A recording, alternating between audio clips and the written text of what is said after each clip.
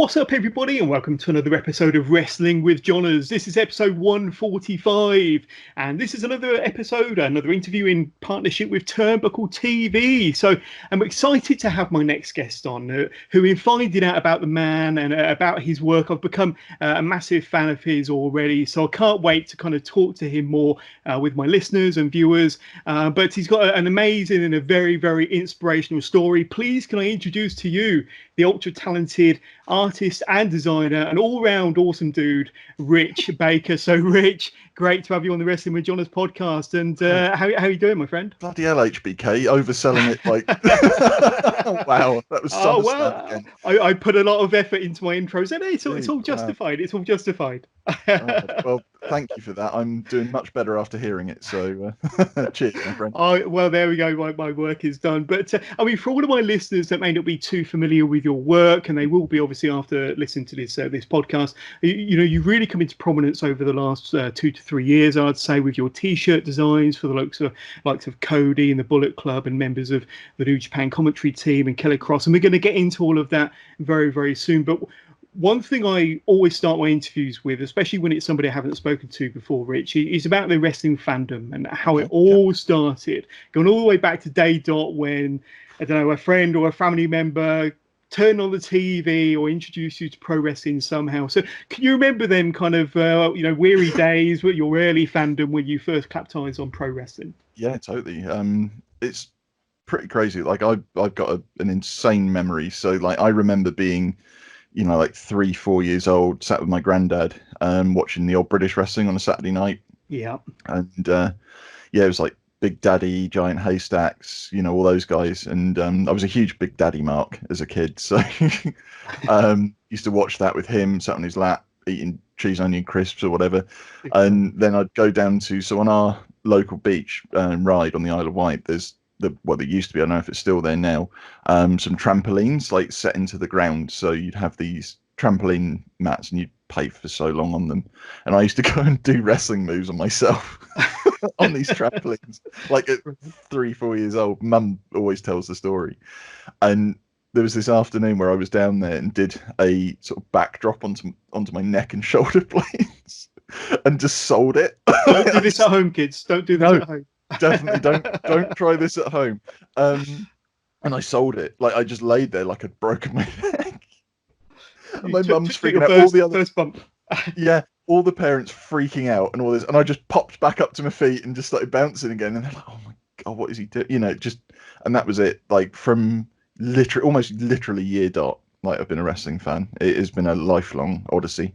So I'm guessing by the timeline you've just explained, that must have been kind of like late 80s going into the early 90s, which was about the same time I started getting into it as well. And I remember much the same, sitting on my nan's lap on a Saturday afternoon watching World of Sport and all the kind of old style British wrestling with many of the same characters.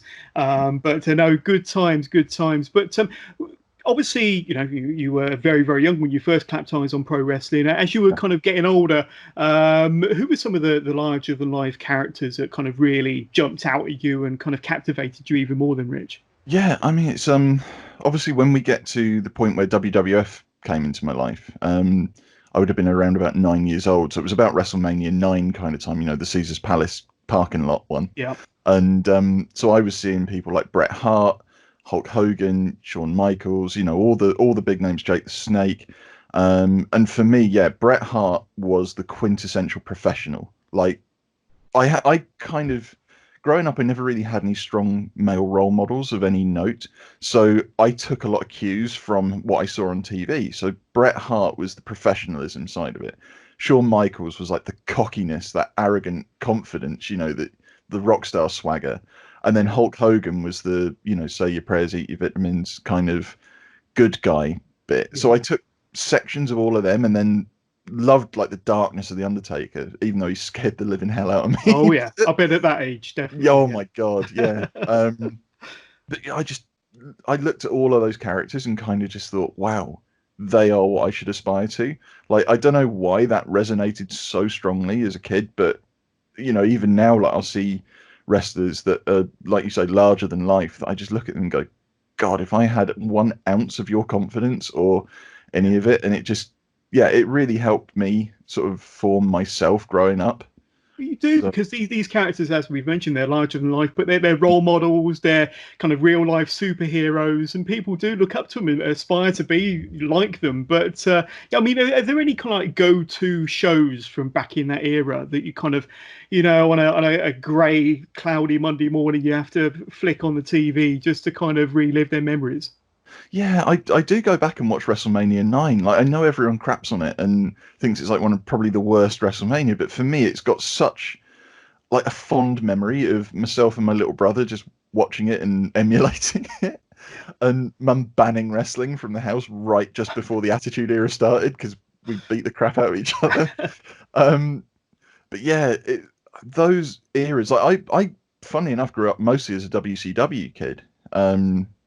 Even though I loved WWF, when we couldn't really afford Sky Sports at that time, we lost all those paid channels. But WCW would pop on after Cartoon Network on TNT. Yeah. So I could watch that very sporadically when they decided they weren't going to scramble the picture for us. And so I got to see like Ric Flair, I got to see Sting, like the proper Dayglow Sting, and all that sort of stuff. Yeah. And I loved it. Like just watching those characters. And so I'll go back and watch old school WCW from like 95 kind of time. And I really do like to go right back and see them, and relive those old memories. It's great fun. Yeah, nothing wrong with WrestleMania 9 either. I mean, for years, and you could say decades, always had it in the back of my mind as being, one of the worst. Because I remember watching it live when it was happening. I was so into the new generation of wrestlers like the Michaels and the Bret Harts, and then when Hulk Hogan came back onto the scene and stole kind of the championship at the end there, that kind of left a bitter taste in my mouth for that show in particular. But then going back and watching it recently for a review on the Wrestling with Johners podcast with Mike Mad Dog Angus, I think it was. It wasn't such a bad show looking back on it. Kind of like, well, what would it be 27 years later? And one of my all-time favorite wrestlers, to be honest with you, Rich, is the Evil Doink the Clown. Watching him in that WrestleMania, brought it all back as to why he was, such. He was a great wrestler, great character, and he was nasty, he was evil. And then when he turned good, I didn't like him so much. But I've got some interesting memories about WrestleMania 9 as well. But some good times. And as you kind of matured a bit, got into your teens, maybe early adulthood, how would you say your wrestling tastes changed at all? And were there any other kind of different styles of wrestling, or maybe indie wrestling, or is that when Japanese wrestling came into your life? How would you say your wrestling fandom changed throughout that kind of formative years? Yeah, so it's quite interesting because as I alluded to, Mum banned us from watching wrestling because of me and my brother hurting each other, and so I didn't get to watch it through my early teens to probably, I think it was Royal Rumble 2000 was the first show back for me. Yeah. So I sporadically watched a little bit of WCW here and there through the Attitude Era, but didn't really watch religiously again until 2000. And that Royal Rumble, I still say that's probably the perfect pay-per-view, or as near as damn it to the perfect pay-per-view, because there's just so much on it. If you ignore the bikini contest and Mae Young and all that, but even though that's funny as hell, but or at least I think so, I'm probably going to get shot for that, but whatever. The match types, all the table match with the Hardys and the Dudleys, the Rumble itself, like all of it. There was excuse me, Mike. There was so much going on, and I just love it. But in terms of formative years, I didn't really get to watch until probably I was 16, and Royal Rumble 2000. So. Yeah. And have you ever kind of got into, because I mean, over the last 5 years, the UK indie scene has kind of exploded, but were you into like indie promotions, or when did you kind of first get into the Japanese stuff then, Rich? That would have been Wrestle-Kingdom 10, I think, 9 or 10. Yeah. I think, was it 9 that JR and Matt Stryker were on commentary, I think? I'd be guessing if I said yes. It was around about that time, because I hadn't really watched a lot of Japanese wrestling, and then heard that JR was doing commentary, and obviously that was quite a big deal for me because I'm a huge JR mark as well. Yeah. And so I thought, I'll check it out. If it's important enough for him to do commentary on, it's got to be important enough to watch. So I checked it out and I was hooked. Like seeing, guys like Kenny Omega. Oh man, he's mind blowing. Like huge fan of him, and obviously I'm repping, still. Not that he's with them anymore, but I'll always rep it. And a lot of the Japanese guys like Tanahashi and Hiromu Takahashi, obviously Daryl sat behind me over there as well. Yeah. I just got hooked immediately. The matches are so different to what we see in the West. The strong style, and the storytelling. And when you don't understand the language, the stories even still can translate across. It's incredible. Seeing that company break out into the US and the UK has been amazing. But that would have been round about Wrestle-Kingdom 9 was when I got into the Japanese stuff. Awesome. Yeah, no, I was kind of expanding my wrestling taste from fairly early on, and through various tape traders, I came across a lot of All Japan stuff, a lot of All Japan Women's, a lot of New Japan stuff, kind of mid 90s, and that's when I was kind of hooked. And probably not so much nowadays, to be fair, but certainly the 90s stuff, big fan of. But what's your thoughts on some of the current products then? I know that you're a massive New Japan fan, but kind of what do you think about some of the North American stuff? Do you watch your WWE content or AEW? NXT? Where's your kind of bread and butter when it comes to more the recent stuff then, Rich? So it's been a total roller coaster. Like as I mentioned, I've been a WWF/WWE fan forever, and in the last year, probably since WrestleMania last year, after that all culminated and everything started to change, I really got turned off the product. Like they just binned off everyone that you felt so invested in, like Kofi Kingston and Becky Lynch. They changed her character quite significantly over the course of her run, and I don't know, I just lost all heart for it. And the only thing that was keeping me hooked was Bray Wyatt, and obviously we all know what happened with him, with Hell in a Cell and all that. And it seemed as if you kind of couldn't get invested in anybody because you just knew that it was like Game of Thrones. If you got invested in a character, chances are they're going to die.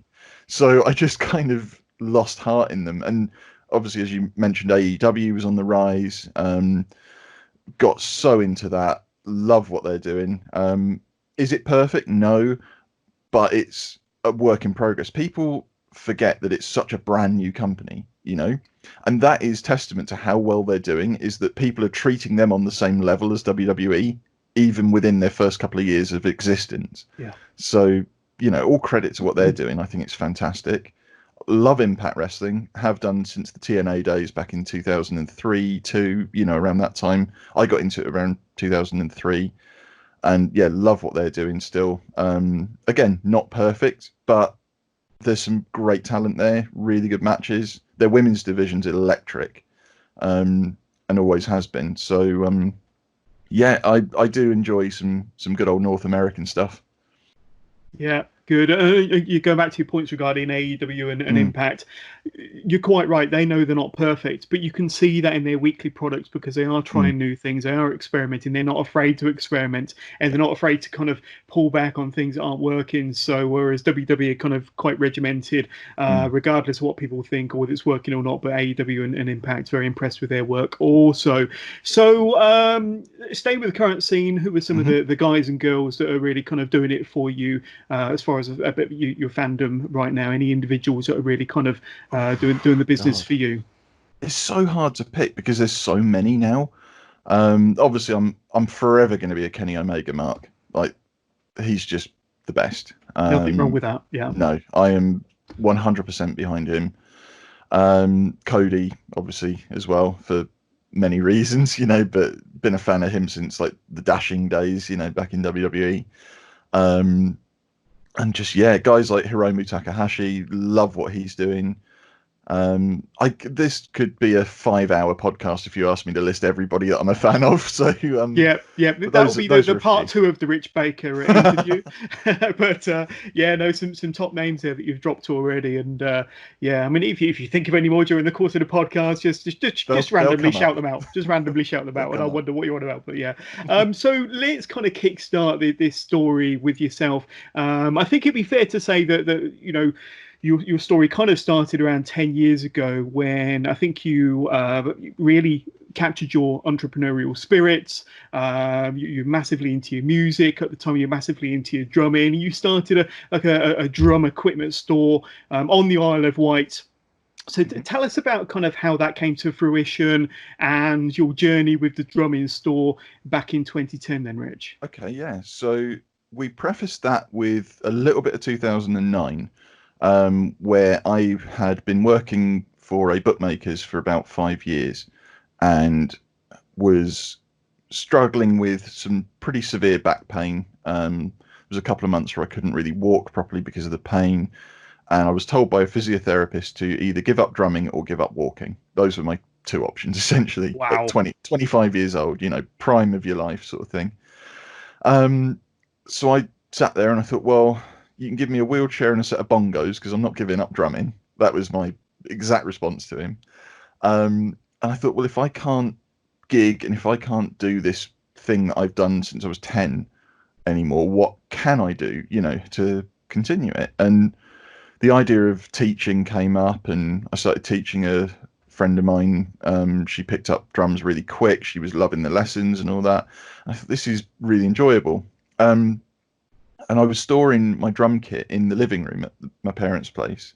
And my mum turns around and goes, God, you've got so much stuff, you could stock a shop. Bing, light bulb. And that was it. Just this idea of, do you know what? I'm going to go for it. Came up. I lost the job with the bookmakers. They paid me off, a little bit for my severance and all that. Used that money to sort of start things off, if you like. Fast forward then to about the April of 2010. I'm at the job centre talking to a business advisor, self-employment advisor about what I wanted to do. Said, I want to start this shop. I've got no capital, not a penny of capital, because by this point I'd lived off the money I got from the job, and was finally signing on.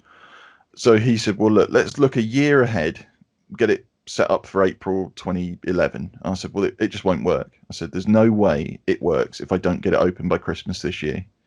So I said, I want it open in the November, sort of end of November at the latest this year. And he goes, that's just not going to happen. Like, it's just not that fast. I said, I'll do it. Like, this is, if it doesn't open by then, this shop does not work. Because, keeping in mind, we were in a recession at that point. Yeah, very true. So I then bought a domain name for 10 quid through one.com, who I love. They're amazing. It's not even sponsored, just if anyone's starting up a website, check them out and use my affiliate link. But started up an online business. Was trying to get things moving, but found out that suppliers don't want to supply you if you're only online. You need a physical store. So was desperately trying to find stock. I was selling my own equipment to try and get things rolling. Yeah. And one company took a chance on me, which was EMD Music, based out of the UK. Phenomenal supplier. They handled quite a few different brands at the time, like Remo and all that. And they just said, look, we know that you're keen enough and you're dedicated enough to open a store. So if you can pledge to us that you'll open a physical store in November, we will supply you until that point as well. So I was like, great. So set me up with an account. I started supplying, or they started supplying me with Remo and Stag and various different products. I was able to start selling things, built up. Stepdad ended up retiring, giving me a lump sum of capital and said, right, let's go for it. Opened a physical store on November the 28th, and rest is history. Superb. Excellent. And how long did the store last for then? Did it last more than a couple of years? What would you say? Yeah. Got to the April of 2013, and the store was doing fine. Like, end of year one, I'd seen over-the-counter sales of 19.5 grand.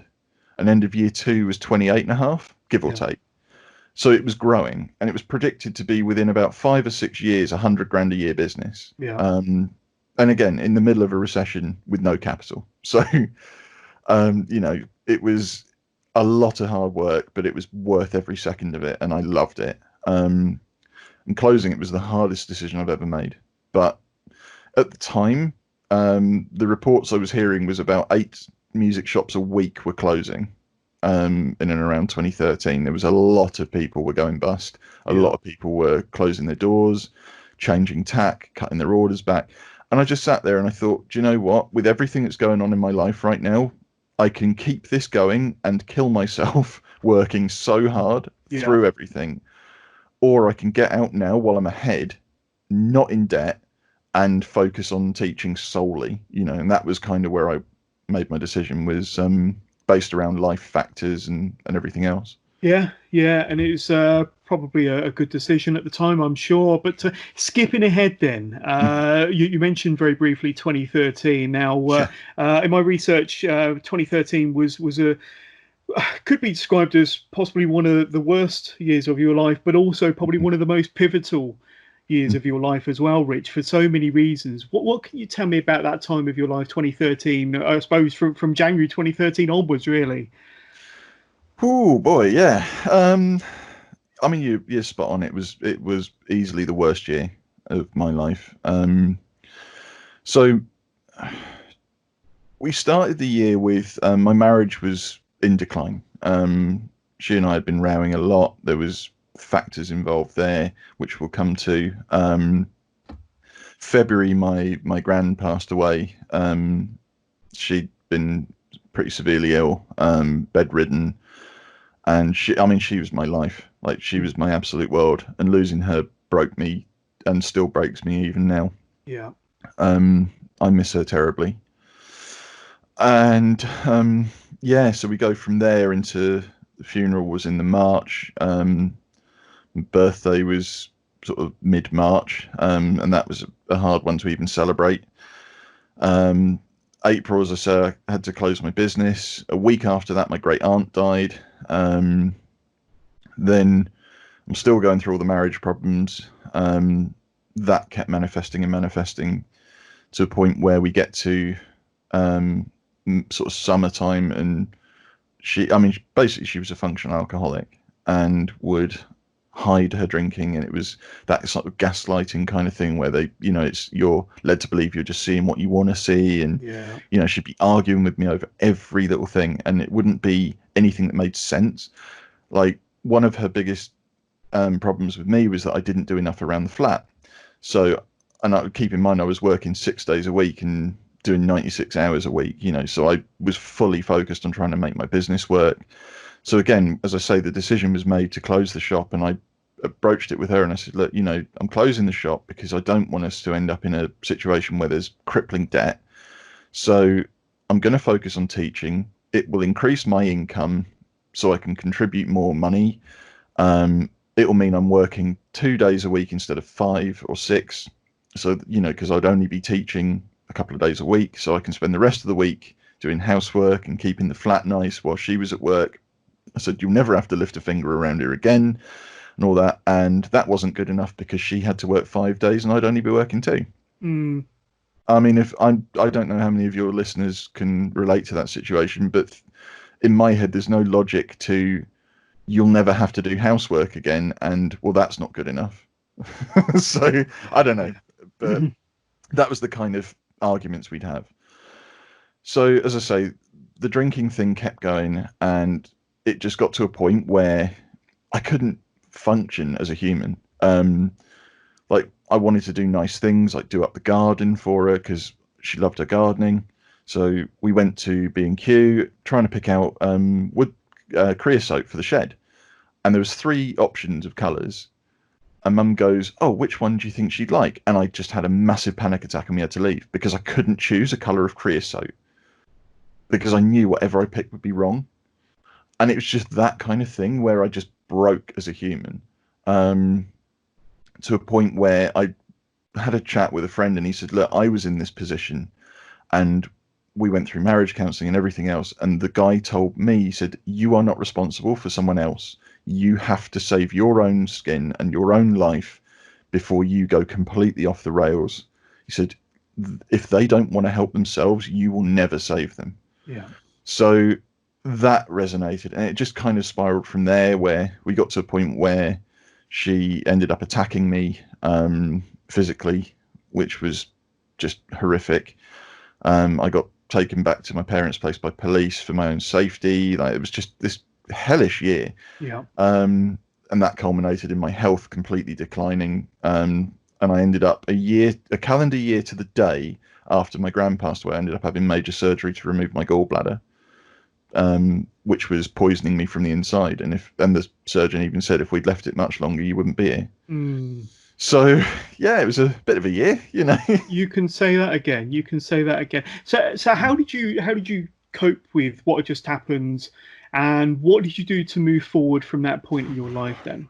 So, and that's not even all of it, but there's some things I just can't talk about. No. Involve my father and a prison sentence, which we don't need to cover. Let's just say it was not good. The way I coped, if you want to call it coped, was just to plow on regardless.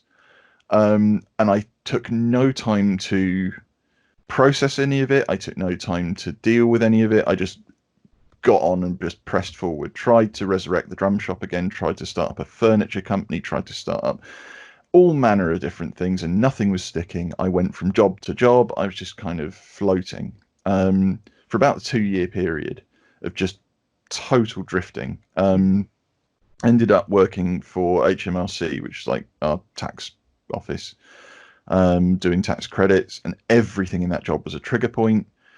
Even the piece of software that we signed into on the daily basis had the same name as my nickname for my ex-wife. Like, it was just, honestly, if someone wrote a script for this, they'd go, nah, it's crap. Like, it just couldn't all happen to one person. And yeah, it's insane. Like, I'm a big believer in fate, and I think, you know, this is kind of one of those things where you just look at it and laugh because it's so insane, and recounting it is just ridiculous. But that was what was going on, and it ended up driving me to a suicide attempt in 2015, as I've alluded to in other podcasts, you know, and have openly talked about. So that was how I dealt with it, which is a terrible example, but Yeah. And you know, were there any other kind of, to try to overcome the mental anguish that you was going through, were there any other like creative projects that you were trying to throw yourself into, maybe anything with the wrestling side at all?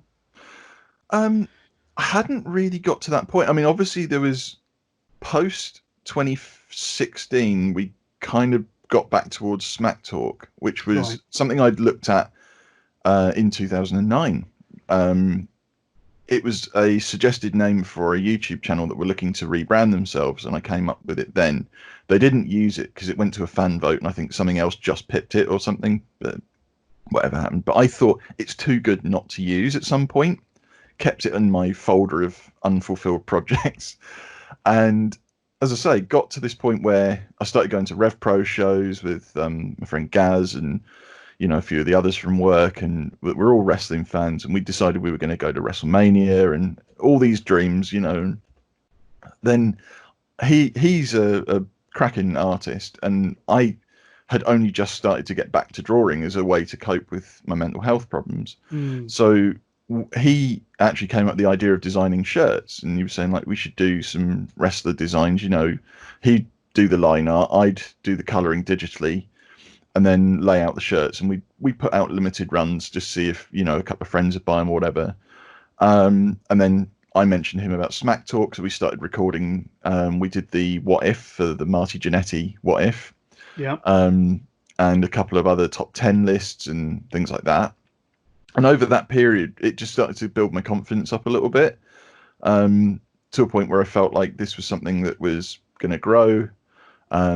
Grew the Twitter following up quite rapidly, and things were really doing all right. And then, as I say, we get to the October 2017, and the announcements are being made for Wrestle-Kingdom 12, and you see Jericho versus Omega get announced, and I'm just there going, oh, I have to watch this. So I booked the day off from work, and, you know, I'd intended on watching it from home, and then curiosity got the better of me, and I looked to see how much the tickets were for being in the Tokyo Dome, and it was like £70 for a really good seat. So I thought, you know what, I'm going to buy one, and if I can't go, I'll sell it. No, non-refundable, non-exchangeable. So that was then the catalyst for going to Tokyo. Yeah, absolutely. And kind of, you've always been a big New Japan fan, and not necessarily on a whim, but you had this inspirational moment to get yourself a ticket without even having kind of hotel or kind of plane organised. So tell us about that kind of not necessarily mad moment, but it really was the kind of the catalyst for everything else, wasn't it? So continue the story of it. I mean, you get over into Japan, and that it kind of did spark what we're going to get to later with regards to your t-shirt designs. But tell us a bit more about that story and Wrestle-Kingdom 12. Yeah, so it was literally that, like just this moment of total, I wonder how much that would cost. And then as you mentioned, I had no hotel booked, no flights, no clue as to how I was going to afford it or get there, let alone feed and house myself, or anything. And so I bought this ticket for Wrestle-Kingdom, and I went, crap, I need to get there. Didn't even look at I booked a hotel in Akihabara, like that was the next thing. So now I've got a wrestling ticket and a hotel booked, with no idea if I can even get flights. Brilliant. And yeah, just it was that kind of roller coaster of just booking stuff as and when I could afford it, or as it happened. And I sat there and realized, oh crap, I need to check my passport's in date. Oh crap, I need to check whether I've got a suitcase. And like it just total chaotic. Everything was backwards, very similar to how I planned for WrestleMania 34 or whatever it was. Nice.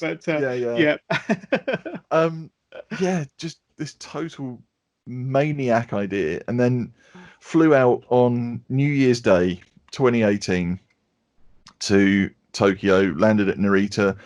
I'd learned very little Japanese, like hello, thank you, excuse me, all the very basic fundamentals. I turn up and I walk into this station. So Narita Airport's got a little underground sort of platform, and you go down to that, and there's just no English that I can see. I'm panicking, going, how the hell do I get to Akihabara from here? It's like an hour and a half, 2 hours on the train, and I'm going across Tokyo, a place I've never been. Keep in mind as well, this is my first solo holiday. Yeah. So low key. I spot the one white face in the crowd. I'm like, oh, brilliant. Beeline for this very blonde, very white dude. And I'm just like, help me. How the hell do I get to Akihabara? He goes, buddy, I don't know. Like, I'm lost as well. So he goes, maybe this guy will know. And he gestures towards a guard. So I'm like, oh, cool. So we go over to him. And this guy is amazing. He was totally bilingual. He's like, oh, I can totally help you. And he drew a list of every timing, every station. He goes, you need to change here. And it was to the second perfect. Awesome. Like their train system is incredible. And got me to my hotel. Absolutely amazing. Incredible. And while you were there, I mean, what did you do to fill your time? How long were you out there for? So I was in Tokyo for about 9 days. And we did, I say we, because I met a group of friends that we now call each other the Gaijin Club, and that's a wonderful thing as well, like life-changing group of friends that I've made there. But yeah, we did the Fan Festa on the first day, which had been the 3rd of January. Obviously, Wrestle-Kingdom on the 4th, New Year's Dash on the 5th. We did things like the Tokyo Sky Tree, the Imperial Palace Gardens, like you name it. We just did a bit of everything. It was such fun. While you were out there, that was kind of like the inspiration that really kind of sparked the fire behind designing, wasn't it? Or at least kind of taking it upon yourself to design. So, I mean, did you have any interaction with wrestlers while you were out there? Did you kind of make any contacts? How did that all manifest itself then, Rich? Yeah, so that was again like a total, I wouldn't say fluke so much as just almost fate feeling. So the initial day, like when obviously after all the traveling, I got there, I was exhausted and I had a massive panic attack, thinking like, oh my God, I'm, the opposite side of the world on my own, don't know anybody, what the hell, blah, blah, blah, blah. And then just that, I was actually emailing mum going, I'm going to fly back tomorrow because I can't cope with this, and I couldn't afford to fly back. It was like $2,000 for a flight. It was ridiculous. And I sat there in my little capsule, and I just went, hang on, you don't know anybody. That means nobody knows you. So you can be anyone you want in this country, and no one's going to question it. So who do you want to be? And it was that epiphany of like, I can be myself, and no one's going to question it. So I just decided there and then I'm going to be the most confident, the most outgoing, just do everything, like no to anything, just go for it. Yeah. And that was it. That was the moment where it all changed. So as you said, meeting wrestlers and things like that, we were very fortunate in that after New Year's Dash, around Corrigan Hall, there's like a sort of not an alleyway, but like a thin sort of strip of pedestrian street, and all the wrestlers and commentators like Kevin Kelly and Don Callis at the time were walking down this route. So we met everybody. We were just standing around waiting. We were chatting with them, meeting them, getting photos. Awesome. Jay White was there. I missed Jay White, but he, obviously being a bad guy, wouldn't do photos. But one of our guys had asked for a photo, and he goes, "I'm sorry, look, I'm a bad guy. I can't do photos." And he's like, "Oh, that's cool." And his parents were with him, so Jay White's parents, and they go, "Well, we can do a photo." And the guy declined the photo. I'm like, "Mark, what are you doing, man? A picture of Jay White's parents with grumpy Jay White in the background would have been incredible, Like, a very rare photo, especially if he doesn't do photos. Yeah. Exactly. So that was awesome. As I say, we got to meet everybody there. We went into the show, came out, and spotted Bullet Club, so the Elite, as we now know them, but Bullet Club, in TGI Fridays in a private room. And so that was the kind of moment where we all went in and had the longest dinner you've ever eaten in your life. We stretched it out over probably 2 hours of nibbling chips and just trying to draw it out until everyone else had gone. They were trying to kick us out, and it was just so funny because we were adamantly hanging on. And fortuitously, I'd actually met Fat Ass Massa outside the Tokyo Dome and again at Korakuen. So he recognized me, and we were chatting. I said, "Look, my friend, is it all right to get some pictures with the guys?" He said, "Oh, don't know." He said, perhaps not Kenny and, very famous, but other people who not so famous, yes, like that sort of thing in his lovely broken English. And so we hung around. And the plan was that Marty Skrull was in there, and I know him through RevPro. Yeah.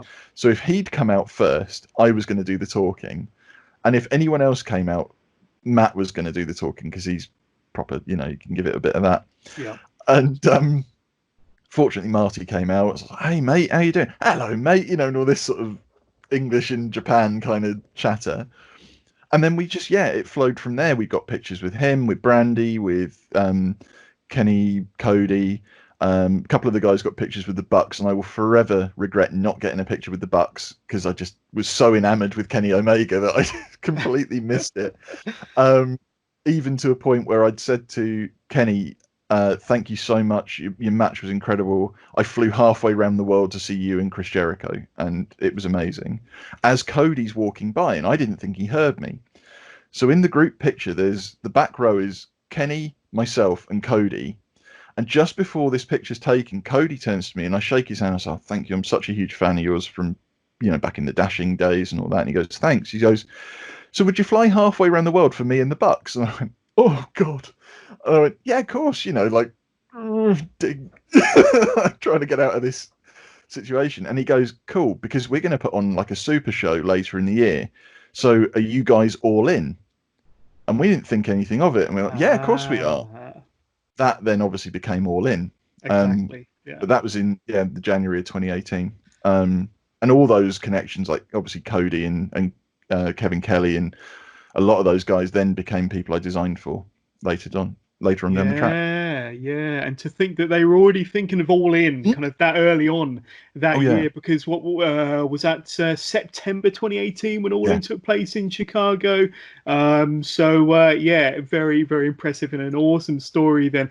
So then how did we go from that and meeting the Elite in a TGI Fridays in Japan to you eventually designing for Cody? What kind of happened in that time in between then, Reg? Yeah, so in the May of 2018, Cody was with Ring of Honor as well at the time. And he'd been doing some UK dates with them. And Rev Pro run shows out of Portsmouth, and they run their annual Mayhem show. And they were looking for guest stars, as always, and Cody immediately agreed to main event this show with, I think he wrestled El Fantasmo. So I knew, obviously, in advance that he was going to be at this show through seeing the promotions and everything else. Decided that I really wanted to take a chance on this design for him. I thought, I had this idea for this propaganda poster of him because he was doing the Kiss the Ring gimmick, and he looked like that sort of quintessential dictator kind of thing. Yeah. And obviously the American Nightmare, and it was just all flowing. And I had this design in mind, but no confidence to draw it at all. So I asked Gaz that, would you draw this for me? I've got this idea, but I just don't feel like I could draw it as well as you. So he said, yeah, what is it? And I told him, and he was like, oh, cool, I'll give it a go. And anyway, time kept ticking on, and he went on holiday with his wife. And obviously, the show is now 2 weeks away. And I'm thinking, well, if it's going to happen, I'm going to have to draw it, because otherwise it's just not going to happen, through circumstances. So I bit the bullet and took about a week trying to get this thing right and drawing it. And I put in like Bernard the Business Bear and kind of I wanted to include like Brandy and Pharaoh as well, but just didn't have time or confidence in my ability. So I got it to a point where I was happy, printed it out on A4 card and took it with me to this show and did the meet and greet. And I said, Cody, I don't know if you remember, we met in Tokyo and you asked if I'd fly halfway around the world for you and the Bucks. I said, well, thank you for flying halfway around the world for me. So I brought you this. And he goes, oh my God, that's amazing. I love it, and blah, blah, blah. I said, well, I actually want to put it on shirts, and I wanted to get your permission to sell it on Smack Talk's website, and told him about that. And he goes, well, have you thought about doing it on Pro Wrestling Tees? I said, I didn't know it was a possibility. So he goes, let me hook you up with Ryan, tweet me, and we'll hook it up. So he then posted it on Instagram, and he had like the Ring of Honor ring on the picture, and my mentions blew up. Like, people went nuts. My friends are going, oh my God, he's posted your design on Instagram, and da-da-da-da-da.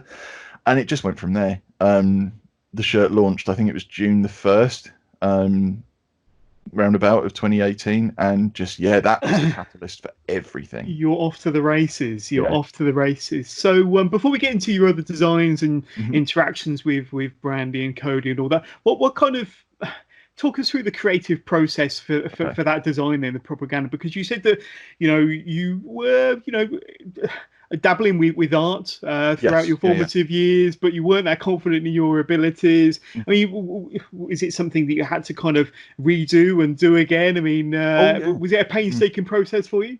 Yeah, massively. I'm such a perfectionist when it comes to this stuff. Like, and you'll hear a lot of creatives, and I'm sure you're familiar with this idea of being your own worst critic. Oh, yeah. And it's never good enough. Like, you'll spot something you want to change, whatever.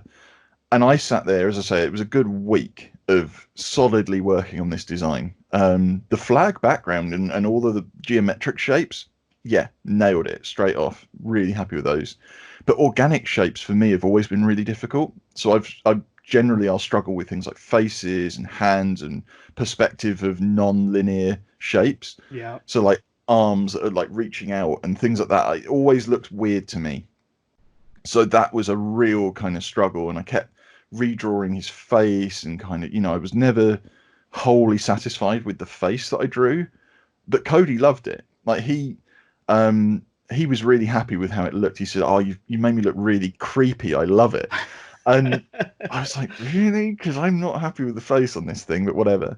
So about a couple of months later, I redrew the face to a point where I was so happy with it.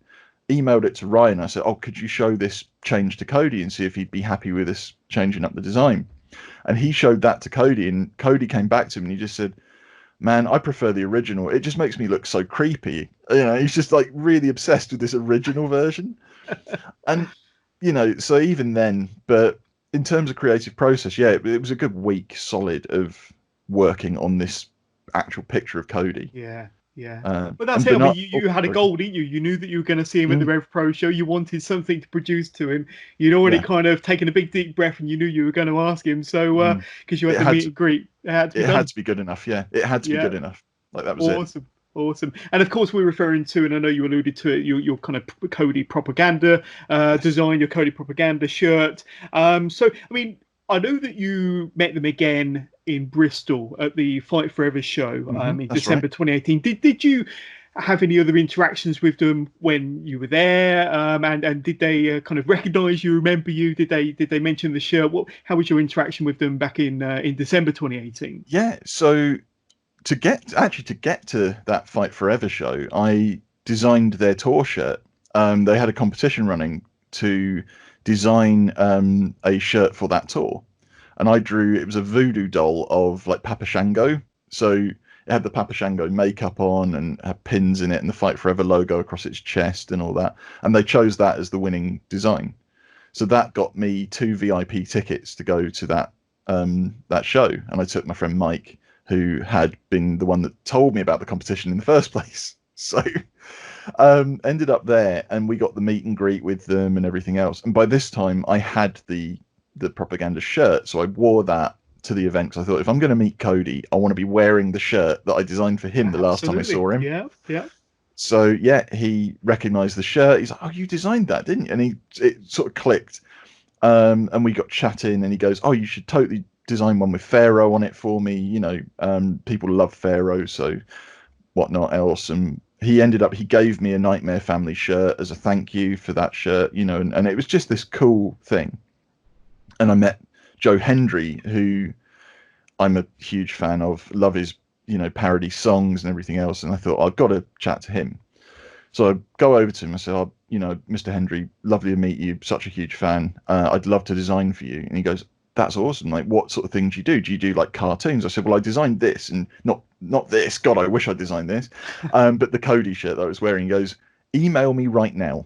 He said, don't even wait till you get home. He's like, here's my email address. Literally, just email me and we'll hook up.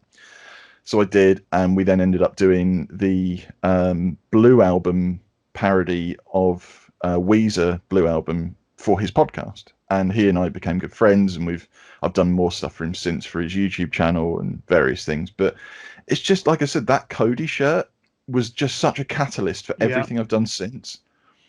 Yeah, absolutely. And going back to that Fight Forever show, I was there as well. It was a fantastic show, some really good matches, and a hell of a roster as well. I mean, they were a fledgling company. I think they've maybe done 1 or 2 other tours since, but it was a great show. You had some big stars there, of course. Papa Shango was there, yes, but and it was also being headlined not only by an appearance from Cody, Brandy Wrestle, but they had they doubled it up with the live Bruce Pritchard and Conrad Thompson kind of something to wrestle with. And I saw them in New Orleans WrestleMania 2018, and I had to kind of stay on and see that as well. And I've got an entire video of that on my YouTube channel, so just check out the Wrestling with Johners YouTube channel, and it's about 20-minute long of their act. And Cody is the special guest at the desk with Conrad and Bruce, so check that out. But really, really good.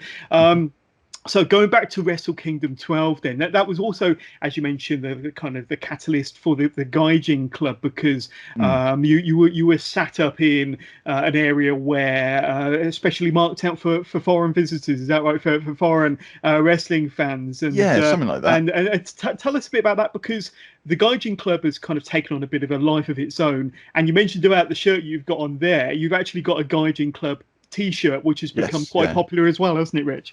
Yeah, so there's obviously the story of that has been told quite regularly. So I'll do the short version, the TLDR. Anyone that bought a ticket through the foreigners link on the New Japan website ended up being in this one section, and there was myself, David, Matt, and a few of the other guys like Amadeep, and other friends that we made there were Yeah. all in this one area, and we coined it the Gaijin section. And it was this kind of, because Gaijin's not a particularly pleasant term in Japanese. As Kevin Kelly told me, and he was told by Steve Carino, it's like a sort of an anti-foreigner term, and it's not really, it's been co-opted into a sort of familial term amongst foreigners. So it's actually Gaikukujin that should be the term that's used. And I told Kevin Kelly, well, that just won't fit on a shirt. So, but yeah, the Gaijin Club then was our little niche group of 5 of us. So there was myself, Matt, Mark, Andrew, and David. And we banded together and spent pretty much our entire rest of our holidays together. Yeah. As the Gaijin Club. And it was Gaijin Club for 1 week, instead of for life sort of thing, haha. And that then grew, and I designed us a shirt as pretty much just like a memento piece for us. And it was the Bullet Club shirt with Gaijin Club. It was such a cheap knockoff design. And I just wasn't satisfied with that, so I then did another version with like a suitcase instead of the guns at the bottom. There was and then it changed, and now it's got the crossed planes flying through, and it's taken on its own life. There's a WrestleMania special one for last year with it's got like the MetLife logo, but co-opted into like a samurai helmet around the skull. Like, it's just crazy, and people seem to like them. Yeah. Jeff Jarrett's got one. Weirdly, awesome. Yeah, so I know it's just one of these awesome little fun things that we did. Well, that's it. For any of my listeners wondering, they may have a t-shirt, may have a Gaijin Club t-shirt, wondering kind of the origins of that. Well, you can thank Rich Baker and the original Gaijin Club founders for that. But a fantastic story once again. So talking about some of your other designs then, the Bullet Club Block Party t-shirt. Yes. How did that come about then? Because you'd already, I'm guessing, had your interactions with the Elite, and I'm guessing with Kevin Kelly. But how did you get introduced to the Bullet Club, and how did they agree or allow you to do a shirt for them? Yeah, so there's gonna be a thing that people notice with me is a recurring theme is taking a chance via Twitter. Because being stuck on the Isle of Wight, this tiny little spit of land off the south coast of the UK, you don't really get to meet a lot of people in person, but Twitter has been my absolute lifeline. So Tama Tonga was doing an Ask Tama, like an Ask Me Anything, on Twitter, and it was use the hashtag whatnot, and I had this idea for a Block Party shirt. The Block Party had already been announced. I like the idea of having a skull with like a chef's hat, like a barbecue chef kind of deal. Yeah. And I'd sort of done an early version of it, and I tweeted it at him and said, ask Tama, what do you think of this for an official shirt for the Block Party? And he goes, let's see what the fans think, and puts it out there. And just the immediate response to it was insane. I bet. It got to like 600 odd likes within minutes. Like, people just went nuts for it. And so he then DMs me and goes, right, let's put this together. And we made some changes, and tweaked it, but it had like the bullets got replaced with sauce bottles. Like, that was something in the original. Changed the machine guns out for like the spatulas, and things like that. And it just, it took on a life of its own again. And we made this shirt happen. And it was just awesome. Like, that for me was such a big deal, because as a massive Bullet Club mark, to actually do an official Bullet Club shirt, like Gaijin Club shirts aside, that was the goal, was always to do an official Bullet Club shirt. And that happened because of, just took a chance and showed Tama the design. Pretty awesome. And I think, what this story, if it's, a testament to one thing, it's taking a chance on yourself, isn't it, really? It's taking a chance and taking a bet on yourself. And you've definitely done that. And then there's Kevin Kelly. We've mentioned Kevin Kelly. Yes. He put you over huge on a live broadcast of New Japan. Now, I think it might have been 2019 where that went out, when he said, something like, you need a t-shirt, Rich Baker will be on it. And you've done t-shirts for the commentary team, for Gino, Kevin, Rocky, and Chris, of course, and individual shirts for Gino and for Kevin. But tell us about kind of your relationship with Kevin, because you have had a number of conversations with him, and it's all gone well, hasn't it? Oh yes, yeah, he's a wonderful friend. God bless that man. He has been such a support. Like I think he was the second person I designed for, second or third person. Um, I'd looked on his Pro Wrestling Tees store and noticed that he only had one shirt, and I thought, well, he's got to want more shirts, surely. So, this was early days. I'm trying to find new clients and people to design for. So I tweeted him the photo of he and I outside Corrigan, and just said, "Hi, Mr. Kelly, sir. I'm always respectful. It's always sir or ma'am. I don't know if you remember me, but we met in Tokyo. I'd love to design for you, and he again replied, DM me. So follows me on Twitter. We DM each other, and I had this idea of I wanted to draw him like in a very cartoon stylized sort of what they call it, like a chibi kind of a way, and him shouting, a catchphrase. And I had a different thing in mind, like different text. I can't remember exactly what, but he said it should say Destino, because that's like one of my iconic calls in Japan. Yeah. So there was 4 versions of that original that chibi shirt. There was Destino, One Winged Angel, High Fly Flow, and God, what was the 4th one? Rainmaker was the 4 iconic, calls. And we were told you have to pick one by Pro Wrestling Tees, because like, we're not putting out 4 of the same shirt with different text on it. That's ridiculous. So I'm like, oh, okay, cool. By the by. So we picked the Destino one, and that went up. And from there, he and I just stayed in touch. He was saying, could you do a design for X wrestler in New Japan, whatever person. So I do a rough design for them.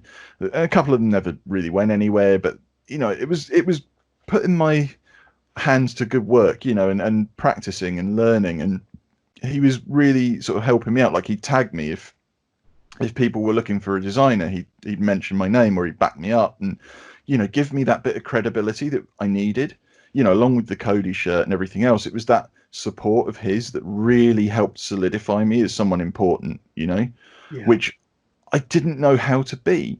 And just alluding to the drumming thing, like I had a drum lesson with Ray Luzier of Korn back in 2012, in where was it? Birmingham O2. And I asked him at the time, I said, how do you get, as a drummer, from where I am, like a sort of competent player, but not really of any notoriety, how do you get to where you are, almost at the top of the mountain? And he kind of explained that as, it's hard work and practice, and you've got to put the hours in and the dedication to your craft. And he said, there is that level of being in the right place at the right time and knowing the right people. But he said, you've got to have put the passion in, because then people will see your passion and support that. And that then manifested in the designing. It was like my passion was there and people were seeing it and jumping on board. So. Yeah, definitely. And, you've had opportunities to design for quite a few more wrestlers and wrestling personalities. I mean, I've got a bit of a list here. You've designed for Killer Kross, Alicia Atoot. Is that right, how you pronounce her surname? I think it's Atoot. Tama Tonga. But who else, just to kind of name drop a few more than Rich, who else have you had the opportunity to design for over the last few years then? You've got me thinking now. Massa, Fat Ass Massa, done him a shirt, the NASA parody logo one. As you mentioned, Killer Kross. I'm gonna piss off some people if I forget their names. No, that's fine. I mean, it's already an impressive list already. But obviously, Gino, Kevin Kelly, Bullet Club, Hikaleo, done loads for him. Tama was one that I did for Smack Talk specifically. That was the Buddy Tama, like based on the Buddy Christ. Oh man, there's so many. Grey Wolf, he was another guy, Grey Wolf Raventhorn, that was early doors that I designed for. God, you name it. Like, there's so many, dude. Yeah. Well, Katarina Waters. Of course. Forget Katarina. Of course. But I know that there's all of your kind of graphics, and if you click on Rich's Twitter page, and we get to the links a bit later on, and click on the media, you can see a lot of the designs there, many of the designs of Rich Baker there. But let's get on to our first kind of listener question then, if that's okay. And it's from Jason Norris. I think you might know Jason, but he says, Rich is a great designer and talker. He's interviewed you before, and you've designed t-shirts for the Women Love Wrestling project over at Pro Wrestling Tees. Now, can you ask Rich how he ended up working on the RetroMania video game? Who contacted him, and what was the process of making the logos for the wrestlers? So, yeah, I mean, I may have alluded to it at the top of this show. You, besides all of the fantastic T-shirts you've designed, you've also got quite a hand in the new RetroMania video game, which is available for pre-order and coming out soon, I believe. But tell us about how that contact first started and how you became involved with that project then, Rich. So that one was New York last year for WrestleMania week. Went to WrestleCon because obviously I knew that RevPro were going to be at WrestleCon, and a few of the people I designed for, like Katarina and various others. And there was obviously, it's a great source of contacts for a burgeoning designer like myself to go and meet people face to face. So I went to WrestleCon with a glut of business cards, like just hundreds of them stuffed in every pocket, you know, you name it. And Blue Meanie was on the bench, I suppose, table for RetroMania. And I'd seen this game coming through in the various video gaming news channels. I was like, this looks really cool. I was a huge WrestleFest fan as a kid. And thought, you know what? I really want to get involved in this somehow, you know. So I went over, I'm chatting to Meanie, and, you know, I said, oh, I'm loving the graphics on it. I said, do you have any need for any designers? And he goes, oh, I'm sure they do. He says, do we follow each other on Twitter? And I was like, I hope we do. I said, I know I follow you, but whether you follow me is another story, you know. Joking and laughing about it. And so ended up making that connection, gave him a business card, you know, as I was doing with everybody there. And we hooked up through that. So didn't really hear a lot, but found out later on that day that RetroMania or RetroSoft already followed me on Twitter, which was surreal. And I had no idea. So sent them a DM and just said, hi, just been speaking to, I wasn't sure whether he still went by Blue Meanie at the time. So I said, the blue guy, you know, like, and when you look back at it and you think, it sounds like I don't know who I spoke to, you know, but obviously meant Blue Meanie. I said, at WrestleCon, wanted to reach out and see if you had any need of a graphic designer. And they said, well, at the moment we're kind of covered, but we've got a few potential avenues, so we'll be in touch, kind of thing. I thought nothing of it, you know, nothing will happen. Messaged them again about a month later and just said, hey, just checking in. And got a message back from Mike Herman, who's like the lead on it. And he said, do you do logos? And I'm like, yes, I 100% do logos. That's exactly in my wheelhouse. What do you need? And he said, are you familiar with Saturday Night's Main Event? You know, of course, you know, all the wrestler logos they had, you know, very iconic in the early 90s. Like the dodgy green screen behind the wrestlers as they're doing their promos. Loved that. Yeah. And he goes, we want something like that for the game. And I said, perfect. Yeah, hit me up. Let's do it. So started doing the logos. The first one I did was Tommy Dreamer's, which is obviously based around the ECW font with the barbed wire, and then the Dusty Rhodes polka dots. And that for me was such a lifelong dream, like, because I love Dreamer, and I used to get told I looked like a sort of thin Tommy Dreamer, which I felt was such an insult to Tommy, because the guy's actually got a pretty damn good physique when you see him in like WWE, ECW, and that he's done well, you know. And the early days of ECW, when it was Eastern Championship Wrestling, Jesus, the guy was jacked. So I'll take that, you know, I'm happy with that. So Dreamer was a big deal for me, and then obviously there was the Blue World Order. Their blue BWO logo is their own, but the individual logos for Meanie, Hollywood Nova, and Stevie are all my own. And guys like Zack Sabre Jr. and, you know, it's just such a cool, deep roster and varied roster. And over the course of time, as more names were added, I got to do more logos, and I couldn't talk about them because of obviously NDAs. And so sitting there watching people trying to guess who the next roster reveal is, and I'm sat there going, which one of them is it going to be? Like, this is so exciting. And seeing the reaction to these logos was just great. And I, as you know, I've been a huge video gamer since I was a kid as well. So to combine my love of video games, my designing, and wrestling into something that's the actual official sequel to a game I played as a kid. Exactly. Yeah. Did you design the logos for Matt Cardona and Brian Myers? Yeah. Yes and no. So yes, in the sense that I laid them out and tailored the graphics, but no, in the sense that like the skull in Matt's is of his own logo. Gotcha. So the graphics are based around their official, like what they have, Yeah. but they're tailored to be a bit different, you know. So like the Brian Myers one, there's different elements of his stuff layered with the New York Mets.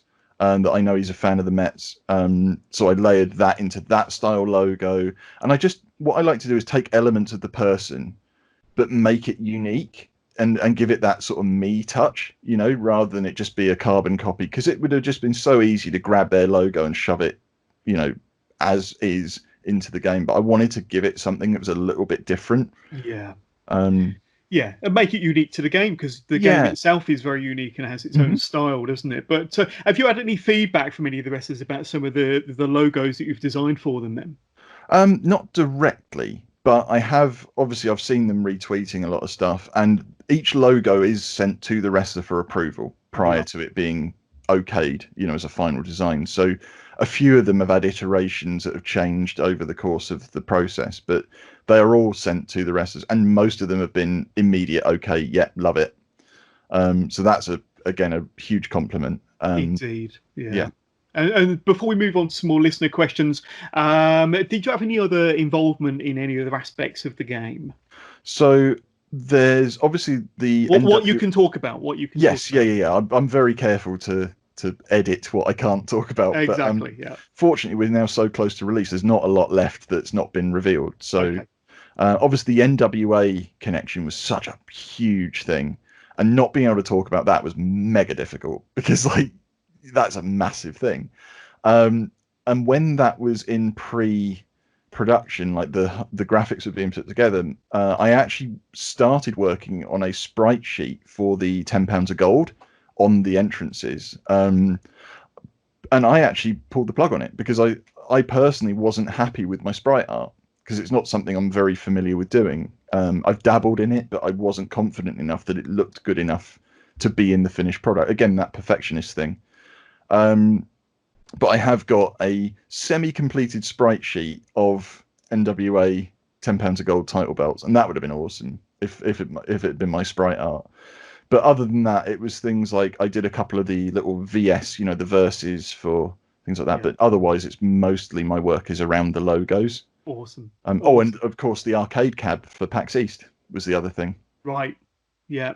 No, it's. And when is it due for release? Because I've been looking, but I haven't quite found an official release date. Do you know if it's soon? Well, Mike Herman's the official go-to on that, and the RetroMania YouTube channel, where they upload the facts videos and the dev vlogs. And what he said, and I fully agree, is he quotes Shigeru Miyamoto, and he says, like, an unfinished game will be forever bad, but a game that you take your time on will be forever good, you know. And so it will be released when it's ready, is the official line. Gotcha. Because they want to make sure this game is the game it should be, you know. And I fully support that. Too many times you see games get rushed out, and I'm sure we all know a very famous example of a game that was released and buggy as all hell. So to see a company so passionate about what they do, and you know, they're taking the time over every aspect to make it the game that it deserves to be. You know, if you're going to have the official sequel to WrestleFest, it should be that quality, and it will be. I'm fully confident that it will be. Yeah. Excellent. Can't wait for it to come out. And I believe I've had kind of one or two of my listeners say that they've already got it on pre-order, so it may already be available to pre-order, so check that out on their website. So we're on to kind of the home stretch now then, Rich, with a final few listener questions from Stewie John Palmer. Now, I've just had Stewie John Palmer on episode 144 of the Wrestling with Johners podcast, so hi Stewie. Who would you like to collaborate with who you haven't had the chance to so far? Oh God, so many people. But you've got a list a mile long. Yeah, year 3 of this podcast episode. I mean, you know, any designer dreams of working, like you dream of working with the biggest names in the industry. So for me, obviously, like Undertaker would have been someone I'd have loved to work with. Jake the Snake, as I've alluded to, like guys I grew up watching. I mean, I'm happy designing for anybody. You know, I'm not someone who will limit myself. I always think, you know, the only limitations we have are the ones we place on ourselves.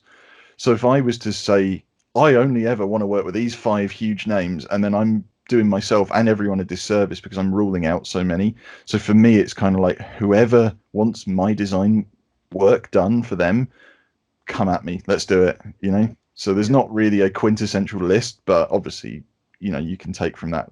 The biggest names would be huge, but anyone I'm super happy to work with. Of course, and you've already done some of the biggest names, but I'm sure there'll be many, many more to come over the years. But another question from Alexis Helmsley: who was the hardest wrestler to design for, and why? So if you don't want to name names, you don't have to. But was there a wrestler that was hard to design for? I'm guessing in terms of more kind of content more than whether they were being difficult or not. But Sure, yeah.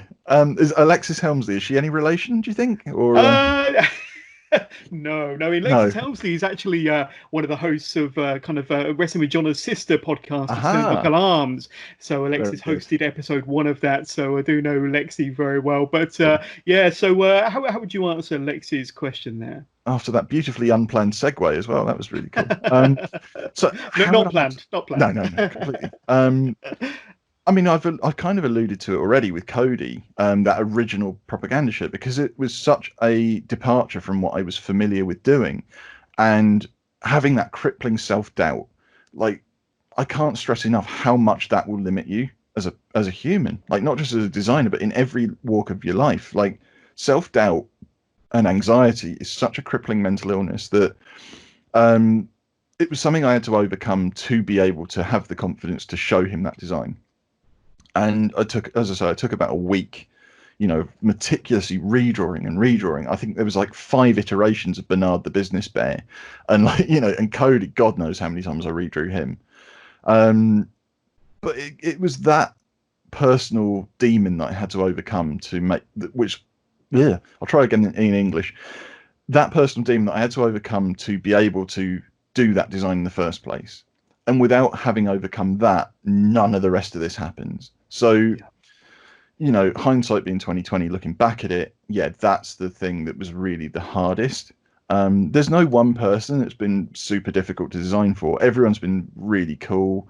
And I know that sounds so cliched, but I've said it throughout. Like, each person, what you're doing as a designer is you're representing their brand, and they've put every part of themselves into making that brand real. So you have to do them the service and justice of making your design appropriate to their brand. So I don't ever feel like someone's being difficult because they're protecting their end, and it has to be right. So the only time, as I say, it's been difficult was a personal struggle. Yeah. Great answer there. Question from Chris Thornton. He wants to know what's your favourite era of the Bullet Club. For him, he says I'm an elite man or an OG myself. So what about yourself? Wow, so that's quite a tough one, because I mean, Bullet Club is such a transient thing, but it's been consistent through the OG guys like Tama and Tangaloa and Farley. You know, obviously I'd have to allude to the elite era because of that connection through Cody and Kenny, you know, and how life-changing that was for me personally. But if I'm stepping away from designing, I kind of feel like the Switchblade era, and now, I mean, I don't know when this is going to air, but spoiler alert, the evil era potentially that we're heading into as of today, as day of recording. Man, what a time. Like, it's so different. And Jay White is a very, very good bad guy. And Tama and the guys, you know, the Tongans, what an incredibly talented group and family. So for me, yeah, Switchblade era into current, it's so exciting.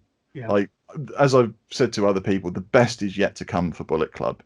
Like, I mean, even guys like Kenta and El Fantasmo that are part of it, you know, these are guys that we're not really seeing still. Like, keep in mind, what we're watching with Bullet Club right now is without the Tongans and without Jay White and without El Fantasmo. You know, there's so much talent that we've yet to see come back into New Japan. Oh, we're in for a treat. There honestly. we go. There we go. So a personal question from myself then. Okay, yep. I was searching through your Twitter timeline, and I noticed that you've got a bit of an ultimate dream match that you would love to see. Maybe not. It may not happen. John Cena versus Kazuchika Okada. Oh yeah. So tell us about that kind of dream match, and whether or not it may or may not happen. But could you fantasy book, and if it were to happen, how do you think that might go? Oh man, like I was wondering which dream match you were going to pick then, because I've got a few, but that one particularly, it's that kind of the best of both companies, and got the two iconic guys, haven't you? I hasten using the term the best when it comes to Cena, because as a personal thing, I'm not a huge Cena fan. Like, I don't think wrestling wise he's all that great, and I think he would say it himself, and it was alluded to in the Firefly Funhouse match at Mania this year, where that he was really self-critical, and it was quite interesting to watch. But there's something about John Cena that has resonated across over a decade, in fact nearly 20 years now, isn't it? God, it was 2002 when he debuted, so bloody hell. And he's connected on a level with so many people, much like in Japan. Okada is that legacy wrestler. He's had every championship, he's had every major moment, and it's that what if, my favorite term of what if those two collided. You're looking at the representation of both of the major wrestling companies, who comes out on top. And I kind of feel like it would go to a screwy finish of some kind, because I don't think you can separate them. No. Okada is silky smooth in his wrestling. His drop kick is beautiful. Like, it's just, he's such a good wrestler, and that personality is the total package when it comes to Japanese wrestling. And the only real person I can see on his level is like a Tanahashi, the ace. But for me, Okada is that Cena. And then to see John Cena go up against that, what does he do? How does he adapt his game? He's busted out a beautiful drop kick every now and again, his Canadian destroyers, and his springboard stunner that nobody likes. Cena's underrated. I think a lot of people give Cena a hard time. I think you look at some of the classic matches you have with Punk and AJ Styles, Daniel Bryan. When he's got the right opponent, he can. Yes, and that's what's intriguing, isn't it? It's that opponent. Because wrestling, as we know, is a complementary sport. It's that idea of your opponent is there to make you look good, and thus you are there to make your opponent look good, and the better you make each other look, the better the match becomes. So to have those two go at it, it's just chef's kiss. I would fly around the world. I'd fly halfway around the world to see that match. Most definitely. Nice quote. Now let's talk about your latest project, your newest brand, Style and Profile. Now, you've already got the website, styleandprofile.com. There's also a Facebook page, a Twitter page, which you're trying to promote, of course. What can my listeners expect from Style and Profile and from yourself in the near future? Okay, so Style and Profile is an amalgamation of everything that I've done over the last couple of years. It is Smack Talk, it is Graphic Content UK, it is even, to a degree, Lucha Underground UK. Like, everything that I've kind of been involved in brought under one umbrella. Yeah. Obviously, it's a Ric Flair quote. There's no hiding from that. But what a quote to base your brand around. The idea is that when you're representing yourself, the things you need are style, and you need that profile, that high profile, high caliber representation. So as a brand, that is what I'm bringing, and my brand is bringing to anyone I work with, is that level of style based on a left field kind of approach. Like, all my shirts, as I'm sure you're aware, they're not typical wrestling shirts. Like, they don't look like a wrestling shirt. And it's one of my biggest design mantras is, if I'm designing a wrestling shirt, I don't want it to look like your typical wrestling shirt, because then you can wear it anywhere, and only people who are wrestling fans are going to look at it and go, I know that shirt, that's a wrestling shirt. Everyone else looks at it and goes, that's a really cool shirt, where did you get it? You get both audiences instead of one or the other. And that's the style element. The profile element is that being amongst a... God, what's the best term? Not a clique, but like a group of incredible names that I've worked with. So your Kevin Kellys, your Killer Crosses or Carrion Crosses now, your Codys, all those people that I've worked with, your Katarinas, on every level of wrestling, and other brands outside of wrestling. that are all related to each other through that work. And that elevates whoever I work with to be amongst those names. You know, your Alicia Atus. Anyone that's a part of that clique and that circle is now of that profile. And it's an elevation thing. It's a rising tide lifts all ships. Yeah. So with the rise of style and profile, thus all of those ships rise, and those ships in turn are helping to displace those waters and lift my brand as well. And that's kind of the profile element. So it was a perfect storm of everything coming together. Indeed, indeed. Well, Rich, that draws a close to our interview on the Wrestling with Johners podcast. Okay. Before we let you go, and yes. I want to give you the opportunity to throw out any social media plugs you might have. So where can my listeners reach out and say hello to you and find you on Twitter, Instagram, Facebook? And of course, you've got the style and profile pages as well. Yep. But where can they reach out and find out more about Rich Baker? So me personally is at Rich Baker Art, and that's across all platforms, so Instagram, Twitter, and Facebook. Although my personal Facebook is pretty off limits, so don't be kind of adding me on there. But if you'd like to find my brand stuff, it's at Style and Profile on Twitter. It's at Style N Profile, I should say. Style N Profile Design on Instagram, and these are so new that I'm still trying to remember them. Or just go to styleandprofile.com.